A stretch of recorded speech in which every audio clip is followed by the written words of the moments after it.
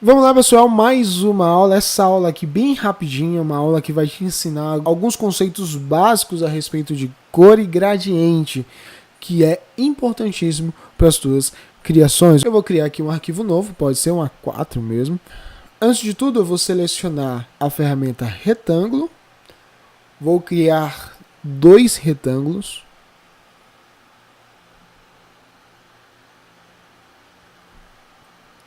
E novamente vou escolher a ferramenta seleção. Como você pode ver, nesse nosso caso aqui, eu tenho um retângulo branco e esse retângulo branco tem um traçado preto.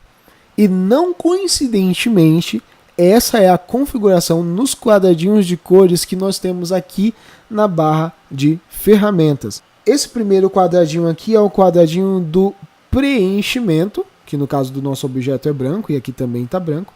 E esse segundo quadradinho aqui, que representa o traçado, ele está em preto. Selecionando aqui o meu primeiro retângulo, eu vou lá no quadradinho do preenchimento e vou dar um clique duplo.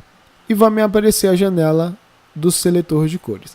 Nessa janela do seletor de cores, você pode observar alguns elementos. O primeiro é o quadrado maior, onde você pode escolher tons diferentes de uma mesma cor. Por exemplo, aqui eu venho de um vermelho intenso até um vermelho mais escuro, até chegar no preto, que é o outro extremo, mas aqui tudo são variações de vermelho.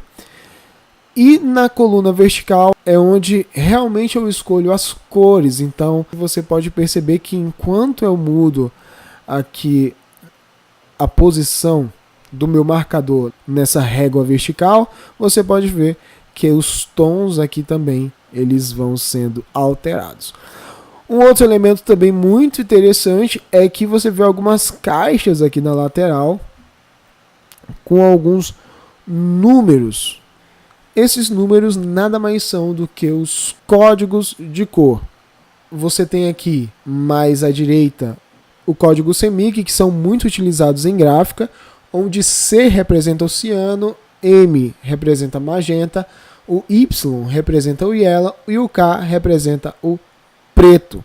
Ou seja, se eu quero um tom de amarelo puro, eu vou tirar toda a porcentagem de ciano, ou seja, eu vou deixar ciano no 0%, vou deixar magenta no 0%, vou deixar o yellow, o amarelo, em 100% e vou deixar o preto em 0%. Como você pode ver, aqui o resultado já foi um amarelo intenso, um amarelo puro.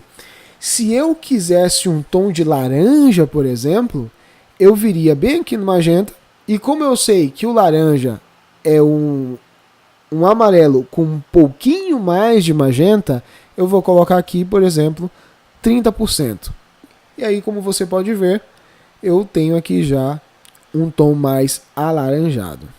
Se eu quisesse um verde, por exemplo, eu sei que misturando amarelo e azul, eu tenho verde.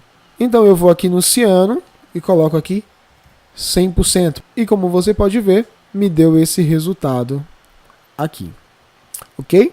Vou dar só um ok aqui para você perceber. Olha só como ficou. Um verde interessante. Cliquei novamente 2 vezes na caixinha do preenchimento. E eu consigo identificar ainda um outro código, que é o código RGB. Esse é um código mais interessante para a gente, que é um código de cor usado para monitores, televisão e nas imagens da internet em geral. Aqui logo embaixo você também vê um outro código, que caso eu estivesse criando um site, por exemplo, e quisesse ter essa mesma cor lá no meu site, eu poderia usar esse código aqui no HTML e iria sair exatamente esse mesmo tom de verde lá no meu site. Tá ok? De igual modo, você pode configurar as cores do traçado clicando 2 vezes sobre a caixinha do traçado na barra de ferramentas e escolher tanto nessa caixa quanto na régua vertical uma cor que mais agrade. Eu vou colocar aqui um verde cheguei. Não deu para perceber muito bem porque a linha está muito fina, mas aqui na parte superior é provável que você esteja vendo uma barra um pouco diferente, e nessa barra você deve encontrar uma opção chamada traçado. Clique em cima desse texto e vai abrir o painel do traçado, onde você pode escolher a espessura e alguns outros tipos de acabamento. Vamos aumentar aqui, colocando espessura 6. Vou dar um zoom aqui para ampliar. Você já pode perceber que o traço ficou bem mais largo. Você pode escolher também outras cores para o seu traçado conforme o seu projeto.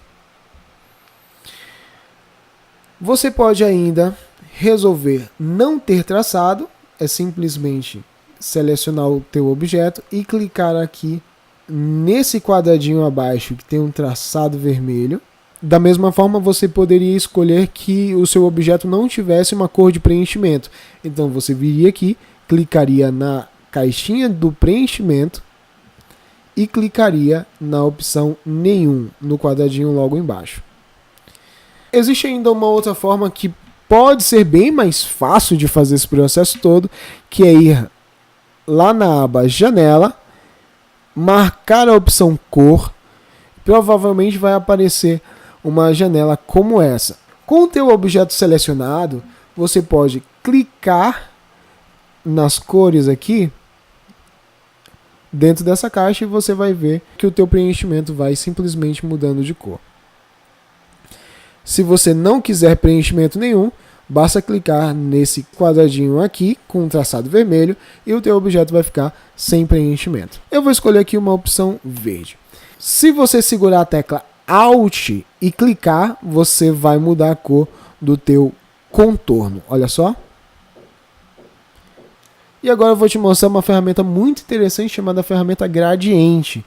Eu vou, com a ferramenta Seleção, selecionar o meu retângulo, meu segundo retângulo. Vou clicar na ferramenta Gradiente aqui na lateral, ó, tecla de atalho G, e vou clicar sobre o meu objeto. Olha o que acontece. Vá até a aba Janela e deixe ativada a opção Gradiente. Vai aparecer o painel do gradiente aqui, onde você pode mudar por tipo aqui do gradiente, o degradê linear, degradê radial, olha só a diferença, e ainda uma forma livre de degradê. Eu vou usar aqui a opção degradê linear. E você pode ver aqui que existe uma régua seletora de gradiente e você pode clicar, segurar e arrastar cada um desses pontos. Mas, Fernando, eu não queria um gradiente de branco para preto.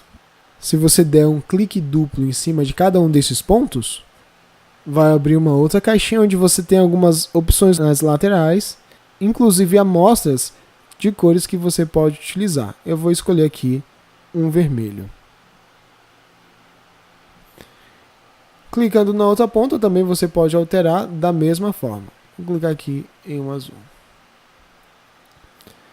Você pode ainda inserir outros pontos intermediários e, de igual modo, você pode clicar duas vezes e selecionar.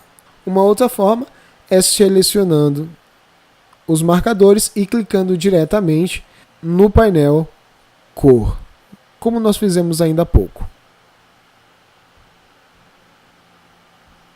Bom, essas são as duas principais formas de colorir no Illustrator, e se você tiver alguma dúvida, pode perguntar, eu tô aqui para te responder, tá legal? Te vejo na próxima aula. Valeu!